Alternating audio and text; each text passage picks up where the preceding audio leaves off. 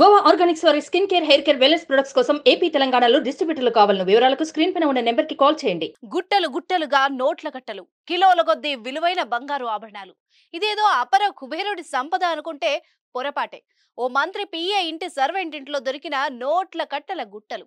ఇంట్లో ఎటు చూసినా నోట్ల కట్టలు కుప్పలు తెప్పలుగా బయటపడ్డంతో అవాక్కైన ఈడీ అధికారులు వాటిని లెక్కించేందుకు చెమటోడ్చారు.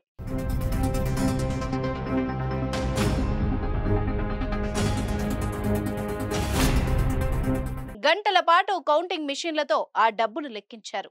ఈ నోట్ల కట్టల విలువ 20 నుంచి 30 కోట్ల వరకు ఉండొచ్చని అధికారులు వెల్లడించారు.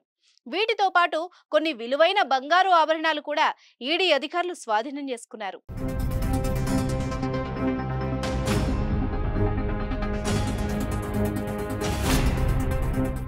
లోక్సభ ఎన్నికలకు ముందు ఈడీ దాడులు రాజకీయ వర్గాల్లో కలకలం సృష్టించాయి. జార్ఖండ్ గ్రామీణాభివృద్ధి శాఖలో కొన్ని పథకాల అమల్లో అవకతవకలు జరగడంతో మనీ లాండరింగ్ కేసు నమోదైంది. ఈ కేసులో జార్ఖండ్ గ్రామీణాభివృద్ధి శాఖలోని మాజీ చీఫ్ ఇంజనీర్ వీరేంద్ర కుమార్ రామ్ను గత ఏడాది ఫిబ్రవరిలో ఈడీ అధికారులు అరెస్ట్ చేశారు.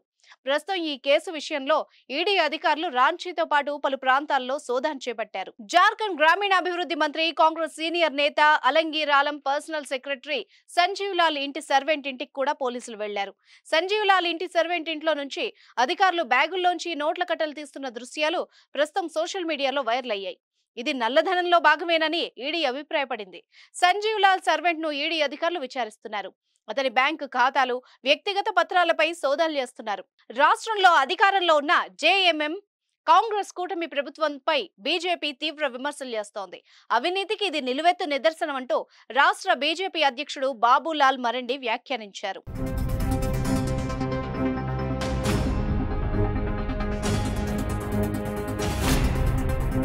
సుమన్ టీవీలో మీ పర్సనల్ అండ్ బిజినెస్ ప్రమోషన్స్ కోసం కింది నెంబర్కి కాంటాక్ట్ చేయండి.